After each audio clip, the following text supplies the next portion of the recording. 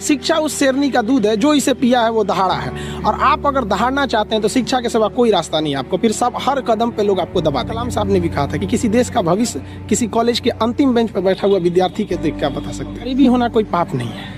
एक रेस के घोड़ा को अगर आप देखिएगा ना, तो रेस पे घोड़े पे जो बैठा होता है घोड़सवार, उस घोड़े को बहुत मारता है, इतना तकलीफ देता है कि घोड़ा को समझ में नहीं आता है कि हमको तकलीफ क्यों दे रहा है। लेकिन रियलिटी में देखिएगा ना, तो उसका मालिक उस घोड़े को जिताना चाहता है।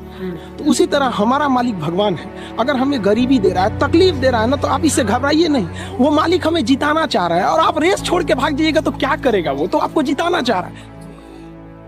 आप अगर कोई मूवी देखती हैं तो आपको 2 से ढाई घंटे की मूवी बड़ी अच्छे से याद हो जाती है, लेकिन आप कभी गौर कीजिएगा कि उस मूवी को बनाने वाला डायरेक्टर उस 2 घंटे की मूवी के लिए 2 साल से मेहनत कर रहा था, तब तो आपको याद हो गया ना। तो उसी तरह की स्टूडेंट जो होता है ना, उसके मेहनत को कम करने के लिए एक टीचर को मेहनत करना पड़ेगा, उसे प्रेजेंटेशन देना पड़ेगा, उसे अपनी भाषा में बताना पड़ेगा कि एक लड़का जो है वो भोजपुरी बेल्ट का है। भोजपुरी वालों को तो पहले ये लगता है कि हम बहुत पीछे हैं। अरे भाई, तुम नहीं पीछे हो, जितना एक CBSE ICSE बोर्ड का जानता है उतना ही तुम जानते हो। बल्कि ये जो गांव के लड़के ये ज़्यादा मेहनत करते हैं, 20-20 किलोमीटर साइकिल चला के आते हैं। किसी शहर के लड़के के लिए पॉसिबल नहीं है उतना, तो ये ज़्यादा मेहनत करते हैं। तो इनके लिए क्या होता है ना कि इनके पास सुविधाएं। स्टूडेंट्स की सफलता में 3 चीज़ का योगदान होता है। एक उनके गार्जियन का योगदान होता है, गार्जियन को भी हर पल उसको डर बना के रखना चाहिए कि भैया तुम पढ़ो इसको।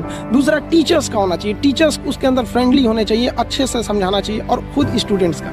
अगर ये तीनों का संयोग हो गया ना, तो दुनिया में ऐसा कोई चीज़ नहीं है जिसे जीता नहीं जा। जिस दिन हिंदुस्तान का लड़का इस एनर्जी के साथ स्कूल में जाएगा, जिस एनर्जी से वो सिनेमा घर में जाता है किसी मूवी को देखने के लिए, उस दिन ये देश बदल जाएगा। और ये पक्का बदलेगा, ये मेरा पूर्ण विश्वास है। थोड़ा वक्त लगेगा, लेकिन ऐसा नहीं है कि बदलेगा नहीं। पढ़ाई इतना दिलचस्प चीज़ होता है ना कि आपको 1 घंटे का क्लास कब खत्म हो जाएगा पता ही नहीं चलेगा, बशर्ते टीचर्स उस माहौल में देखा हो। देखिए, पढ़ाई की 2 चीज़ें होती है। एक टीचर जो होता है ना, वो तो पढ़ लिया, उसका लेवल बहुत ऊपर है, और जो स्टूडेंट है ना, वो तो अभी शुरुआत कर रहा है, तो उसका लेवल बहुत नीचे है। बड़ा अंतर होता है ना ये 2 चीज़ों में समन्वय बनाना। जैसे सुई में धागा डालना, दोनों को एक लाइनर होना जरूरी है, तो ही जाएगा।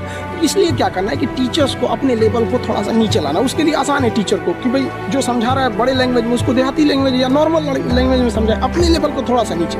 और लड़के का भी ये कर्तव्य बनता है, माँ बाप का भी कर्तव्य बनता है कि उसको हमेशा प्रेरित करेंगे, थोड़ा सा तुम घर से थोड़ा सा मेहनत करके आओ इसमें, कि सर आज क्या पढ़ाने वाले हैं। जैसे ये हो जाएगा फिर कोई समस्या नहीं आएगी। तो टीचर स्टूडेंट दोनों की ओर से होना चाहिए इस चीज़ को। लेकिन टीचर को समझना चाहिए कि आप पढ़े लिखे हैं, आपसे गलती ना हो, इसलिए आप लड़कों को उनकी कमजोरी तक में बताएं। यहाँ पर बहुत से लड़के होते हैं वो तो सवाल ही नहीं पूछ पाते हैं डर के मारे। ये नहीं होना चाहिए, क्योंकि वो टीचर को टीचर समझ रहा है। लेकिन अगर टीचर को जिस दिन वो दोस्त समझने लगेगा ना, वो सवाल पूछेगा। और अगर वो सवाल नहीं पूछ रहा है तो आप क्या कर रहे हैं? 130 करोड़ जनसंख्या में आप एक मानव संसाधन को खराब कर रहे हैं अपने विद्यालय में बैठा के। वो सवाल नहीं पूछा तो क्या करेंगे? मेरे लाइफ का एक ही प्लान है कि भाई जो स्टूडेंट्स हैं ना, स्टूडेंट्स ये इस देश को बदल सकते हैं। आज़ादी से पहले अगर आप गौर कीजिएगा ना, तो देश को बदला था वकीलों ने मिलकर। आप चाहे वो महात्मा गांधी को उठाइए, जवाहरलाल नेहरू, मोतीलाल नेहरू, या भीमराव अम्बेडकर साहब, सरदार पटेल, या जितने भी हमारे स्वतंत्रता सेनानी रहे, तो ज़्यादातर लोगों ने वकील थे उस वक्त में। लेकिन अभी की जो दौर है वो युवाओं के हाथ में, स्टूडेंट्स के हाथ में। अब युवा अपने अधिकार के लिए आप दबिए नहीं, आप दबेंगे तो दबाएंगे। और आप पढ़े लिखे होकर दब जाएंगे तो फिर एक अनपढ़ को तो कुचल दिया जाएगा, उसको दबाया ही नहीं जाएगा।